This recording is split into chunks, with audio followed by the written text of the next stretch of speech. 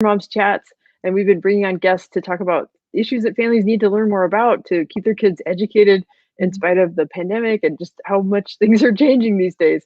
And a recurring topic has been online school, but we have a new take on that today. So our guest is Julie Taylor, who's the head of school at the Bridge School, which is an online school. It's a private online school, and one of the things they're known for is serving expatriate families living overseas, but it's based on an American curriculum. Anyway, we'll get into more of it. So, Julie, I'm very glad to have you here on Charter Moms Chats.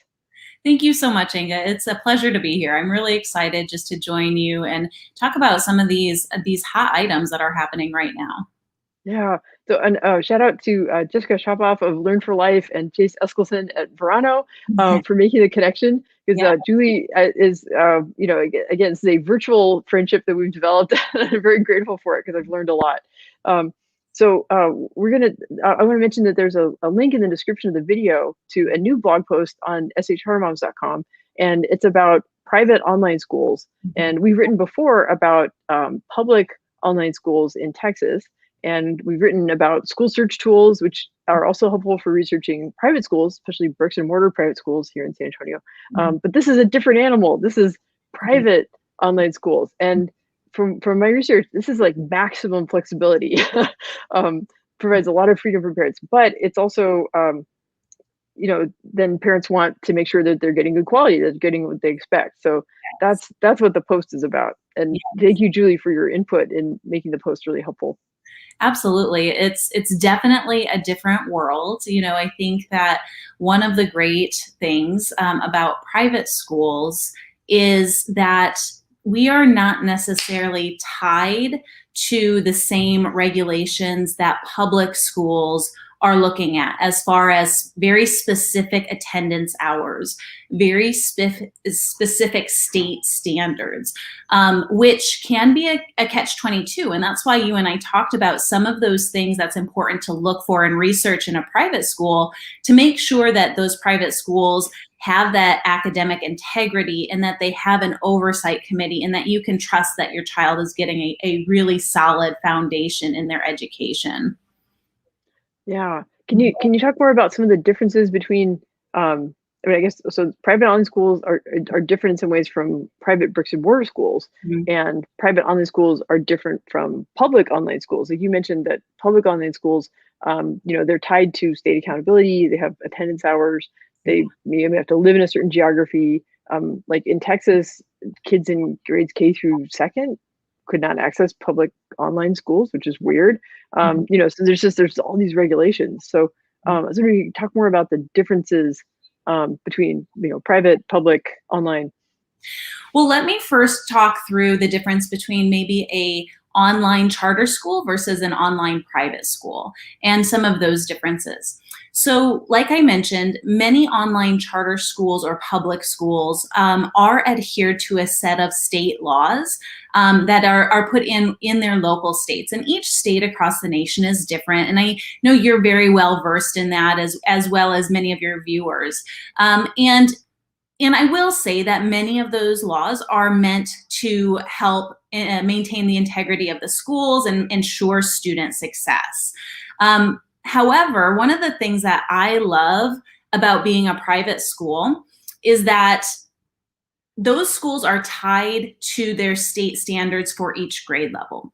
So, and I'm not saying that those standards are good or bad. What I'm saying is that if you have an 8th grade son, they are expected to learn the 8th grade standards. And you might have a son or a daughter with a learning disability or who might be ahead.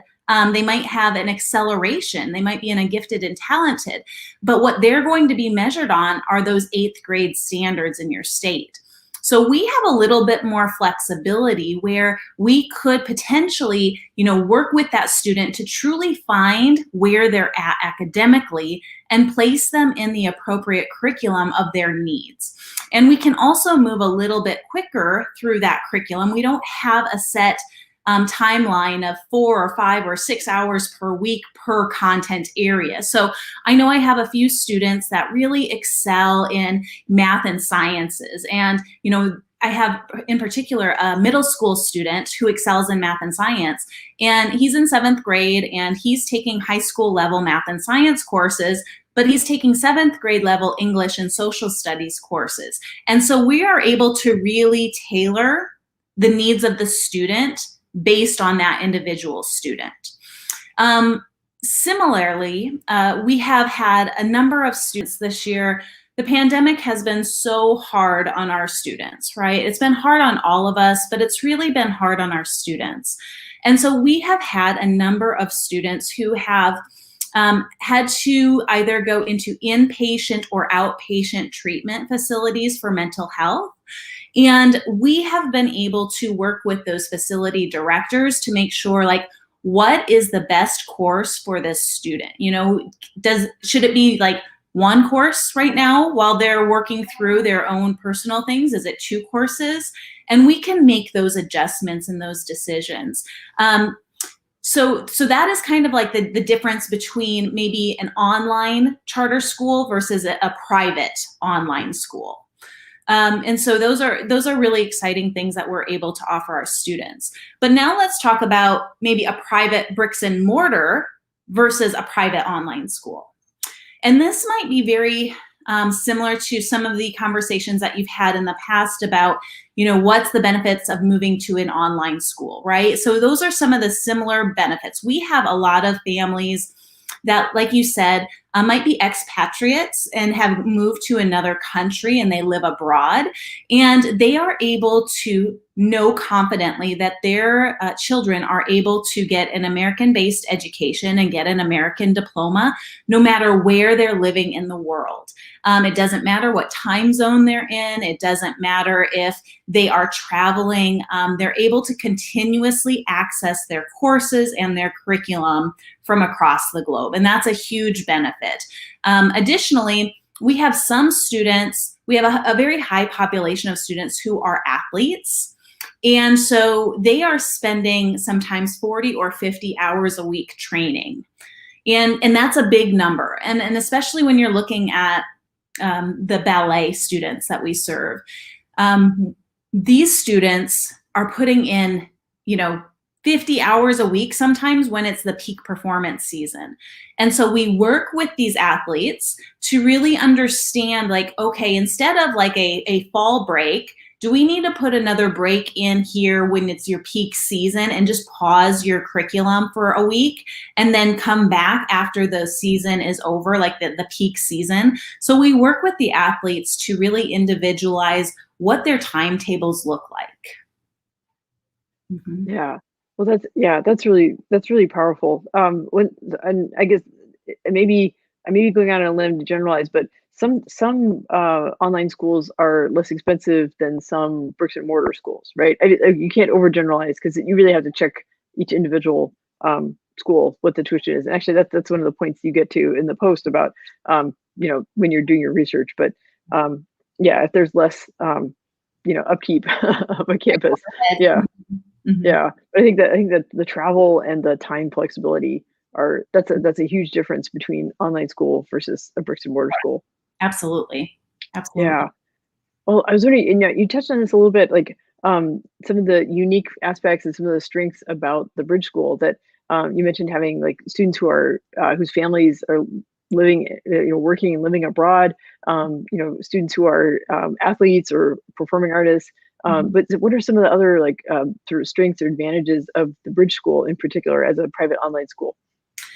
We actually have some partnerships with schools that are across the world. So we partner up with this one particular school that's in Honduras, and our students who are attending this school partnership are able to receive a dual diploma. So when they graduate, they get a Honduras high school diploma and a US-based diploma, and that's a really neat offering that we're able to offer our students.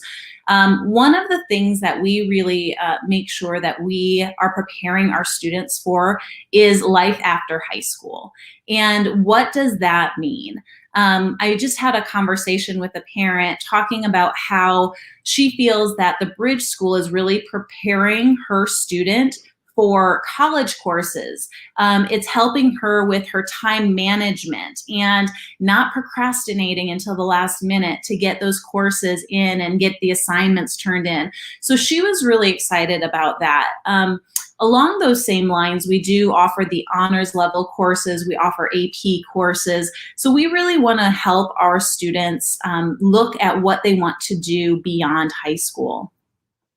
Yeah. You mentioned about um, helping kids build independence, like learning time management, learning to get things in before the deadline. I think if there's if there is a silver lining to doing distance learning, even for the kids who maybe it's not ideal for them, but I hope that they do come out of this period with a better sense of what motivates them, how do they want to spend their time, like what tools work for them, whether it's to-do lists or an electronic planner or whatever.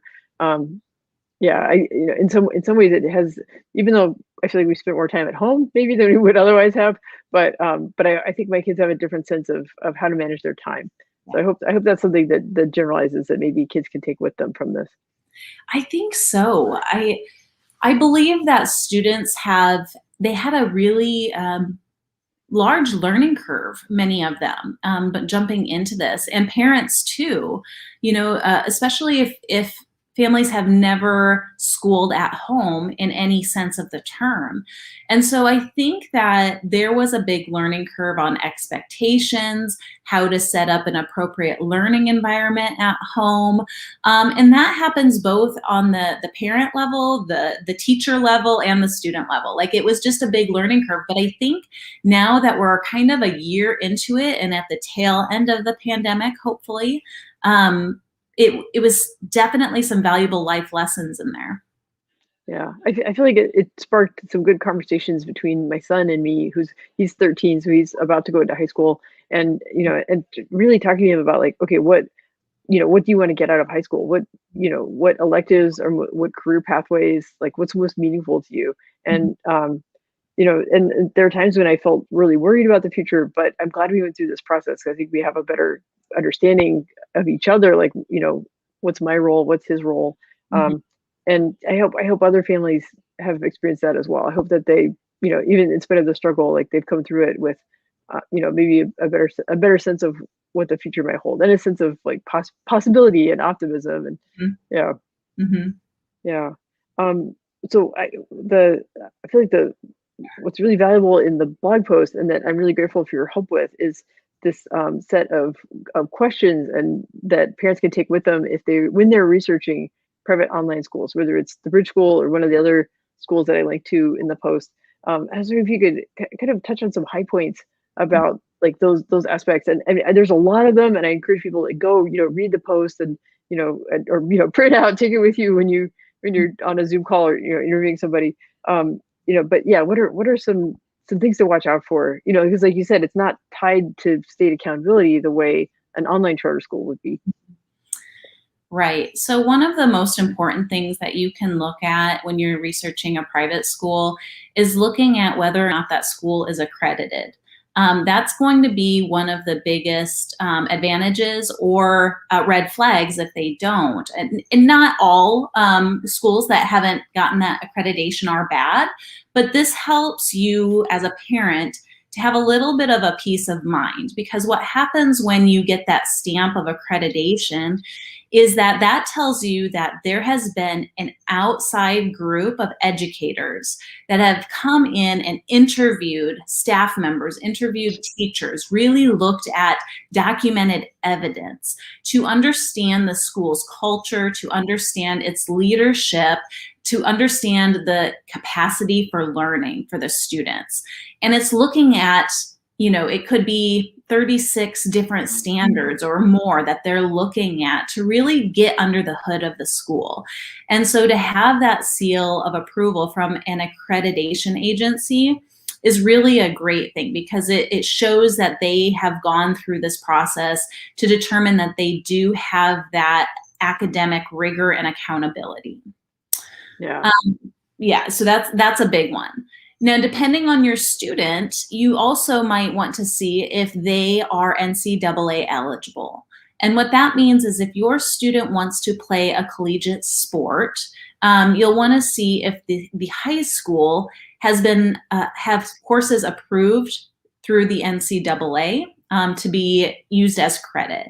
And that's really important because, I have seen in some instances where the student didn't think they were going to maybe play college sports, and then later on in like their junior or senior year decided, oh, I think I do want to play college sports, but their first couple of years they were not in an NCAA eligible school. So it was a really tricky situation for them. So if that's a possibility, you want to look at that status with the NCAA. A couple of other things that you want to look at besides, we mentioned tuition, right? Obviously, that's a driving factor for many families is the cost. But you want to look at what kind of curriculum they're using, and really look at the curriculum and see, what that curriculum has been based on, and maybe even ask to see a sample of the curriculum for the courses that your students will be in. What kind of pacing do they offer? So the typical American pacing is an 18-week semester. So we can go through that and, say, okay, we're going to take 6 courses for 18 weeks. But there are some schools, and myself in the Bridge School included, that allows students to block that. So instead of taking 6 courses for an 18-week semester, they are able to take 3 courses at a time for 9 weeks. And some students really like that because it allows them to focus their attention on just a handful of classes instead of, the full range of courses. Additionally, you want to look at what kind of pacing the school has. Do they have set due dates? Are you expected to be on live Zoom sessions? What kind of synchronous and asynchronous requirements are there on a weekly level or on a semester level, whatever that might be? So those are some of the really important things that you're going to want to look at before you make a decision to go into a private school. Yeah. And you mentioned that the Bridge School has a partnership with a school in Honduras. And it makes you wonder, like, are some of the classes in Spanish? Are some of the classes in English? Is it kind of a mix? It could vary based on the school. Yeah. So if you're looking at international colleges, if you're looking at international private schools, you definitely want to find out what language the courses are being taught in and what language the curriculum is being presented in. For some schools, there is a dual language or dual immersion that's happening between 2 different languages. So it's really important to understand the expectations of that up front and whether or not you are expected to be fully bilingual in those courses or in those languages before you start the courses. Yeah. So in San Antonio, there's actually a dual language high school. It's the Cast Med high school, and it's like a kind of a pre-med high school, but it's also dual language English Spanish because they want to help prepare future like doctors and nurses who are bilingual. So, but yeah, it's something just something when you're choosing that school, like that's going to be part of it. Yeah, that's fantastic. Yeah. So, I wanted to ask about the, so in the post, I linked to some other resources we've had on the site and, and to like some of the like ratings websites and things like that. But do you have any tips for parents who are researching private online schools? Like they're like, yes, I want this flexibility. I need different pacing. My child has medical needs and needs this kind of flexibility. But but what are some ways to get ideas of which schools to look into further? Yeah, you had listed several that are some of the most popular ones on your blog, and I think that's a really good place to start. And the other thing is to ask people in your neighborhood or in your network of community, what have you heard about this school? And one of the great things is if you are looking into a private school, like if I have a potential family and they're like, it sounds good, but I'm still not sure. ask if the school would be willing to connect you with an existing family to talk to. Can I talk to another mom? Please, from being a mom, I would just really love to hear from another mom's perspective. And strong schools would love to partner up parents just to have that connection. So don't be afraid to ask those kinds of things that might not seem like the norm. Yeah. But no, I mean, that helped me. Moving my son to a different high school, and the new school, they said, okay, we know here's a family. Their son has a similar profile of sort of special needs. Hmm. And I talked to the mom, and she was very open with me about, hey, these are a few areas where we had problems, but these are the things that where it really worked. Yeah. And now and you can think it over. And it was really helpful in me making that decision, having that cover level. So it's kind of like checking references when you're you Hmm. know hiring someone for a job. It's like um, you know, it's just, and it's that human connection. Hmm. Um, yeah, which it's like it might be over Zoom or it might be by phone call, but but it's still it's just we rely so much on storytelling to understand what's happening, how the world works, and get that comfort level. Yeah, absolutely.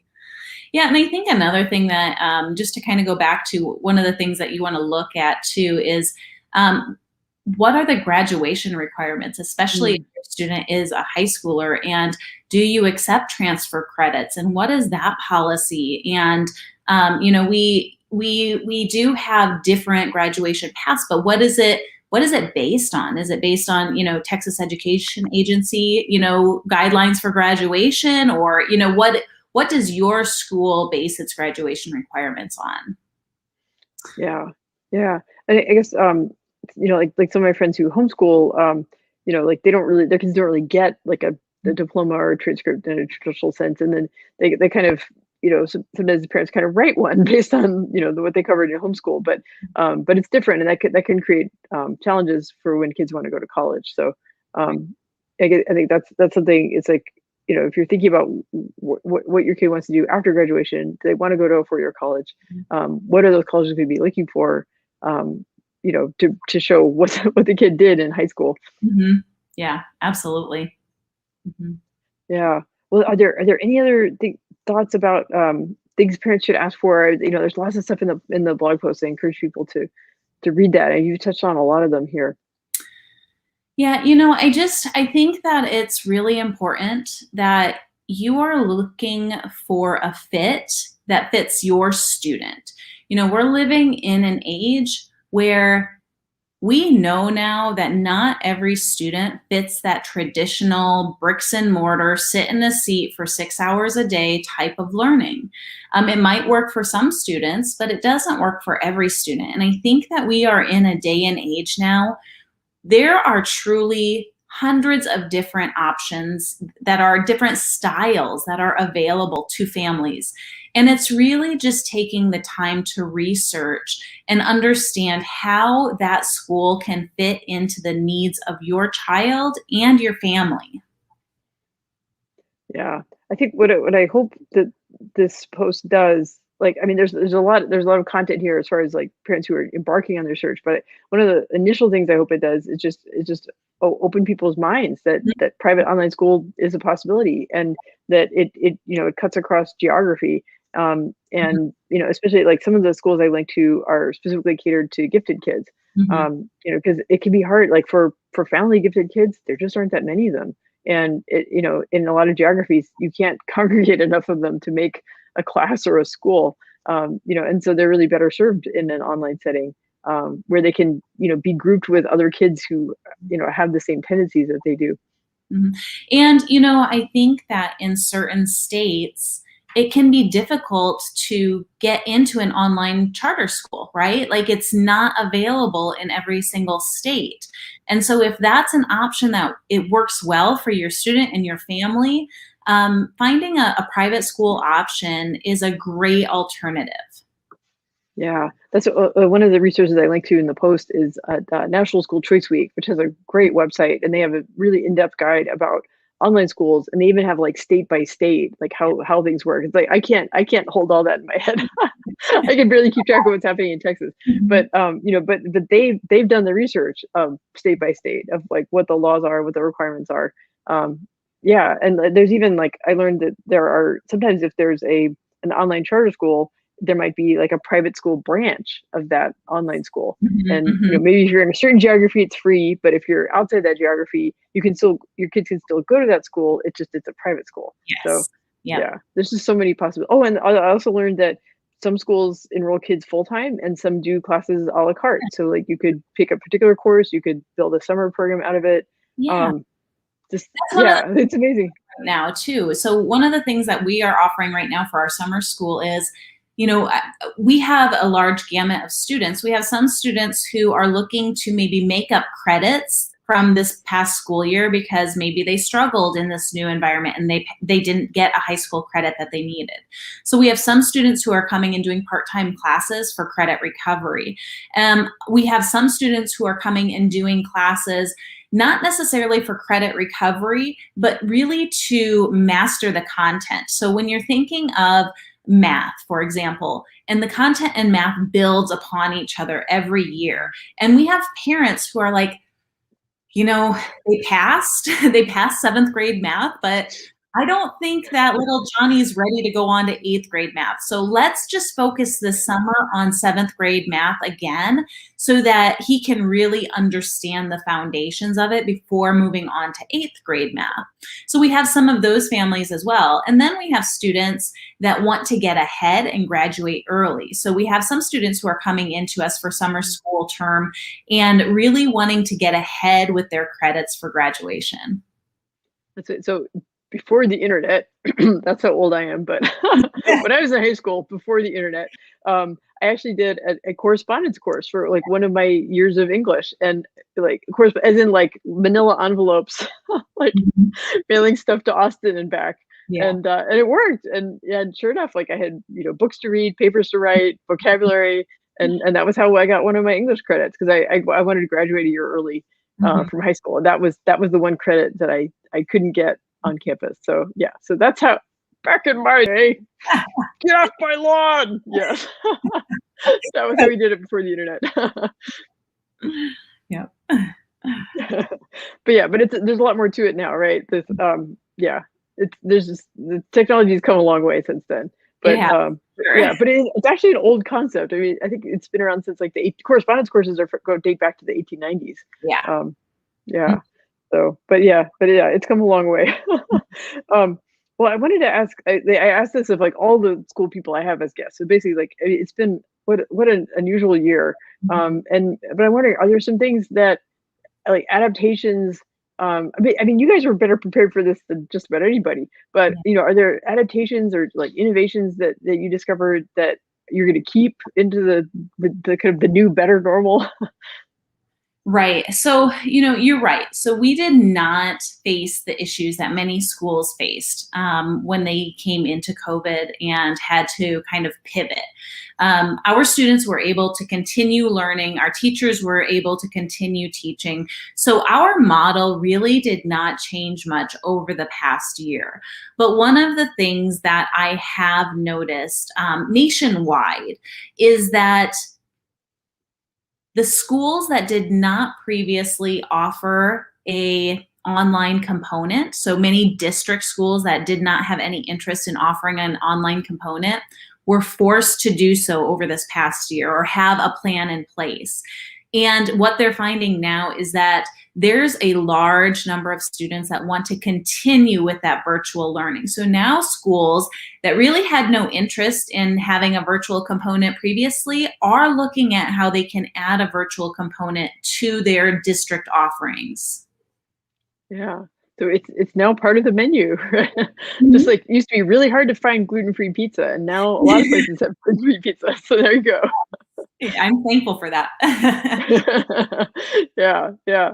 So yeah, schools that never thought they would be in the online school business, now that they realize that they have students who need to be served that way, Mhm. and they were forced to try it, and that yeah, I think like a lot of people had not used Zoom before the Right. pandemic, and now they do. And so if their car breaks down or if there's a snowstorm, then that's no excuse to cancel a meeting. Yeah. Just have it on Zoom, right? Yeah. Yeah, yeah. Well, I hope that this as the schools, as more schools realize that they need an online school option as part of their menu, that they'll continue to innovate and make that the best online school option possible. And I hope that they can learn from schools like the Bridge School, that have been doing it successfully for years, and that you'll have knowledge to share about best practices and things like that. Yeah, absolutely. There's no need to reinvent the wheel. There's been so many schools out there that have been doing it successfully for, 20 years. And so really leaning on some of those tried and true methods instead of trying to recreate something. Yeah, yeah. Well, I hope that families watching this video, that this like, pique their interest, and now they're wondering like private online school. Well, Mhm. that's interesting. Mhm. So I encourage them to like, click on the link in the description, read the post, use Julie's tips when you're researching online schools. But if they're interested in the Bridge School in particular, what should they do to get more information? Absolutely. So, anyone who's interested in the Bridge School, I'd love to have a conversation with you. You can look us up at bridgek12.org, and you can also reach out advisor@thebridgeschool.net. Okay. Well, that's wonderful. This has been like one of the things I love, like assigning topics to myself, because then I get to learn all about this topic, and I feel like I've just scratched the surface, and I want to keep keep investigating. And I have a feeling that there's going to continue to be a lot of innovation in this area in the next few years, because people have been awakened to the importance of online school, and the fact that for some students it really is the best way to serve them. Mhm. And it's going to continue to be a dynamic world. I mean, it seems like just among my friends, more people are moving than in any period that I can remember. People are going to need a lot of flexibility. Yeah, absolutely. Absolutely. Yeah. Yeah. Well, do you have any closing thoughts you want to say about private online school, like how families can do a good search? Yeah, I just want to say thank you, first of all, Inga, for having me on here. It was a pleasure. I just really appreciate the time that we've had to collaborate and you get to know each other a little bit more. But again, the key is to research. So whether it is looking at the accreditation sites or whether it is reaching out in your community to get other folks' experiences, it's really important just to continue that research to make sure that one, you're looking for a legitimate school, and two, that it fits the needs of your student and your family. Yeah, I really appreciate that tip you had about like don't be shy about asking if you're interested in a school. Ask them, can you connect me with a current family who can share about their experience? And so, sometimes just that human connection can make all the difference. Absolutely. Absolutely. Yeah, yeah. Well, Julie, thank you so much, and I look forward to collaborating with you again in the future. And shout out to Jace for connecting us. Absolutely. Bye, Inga. Thank you. Bye, Julie. Take care.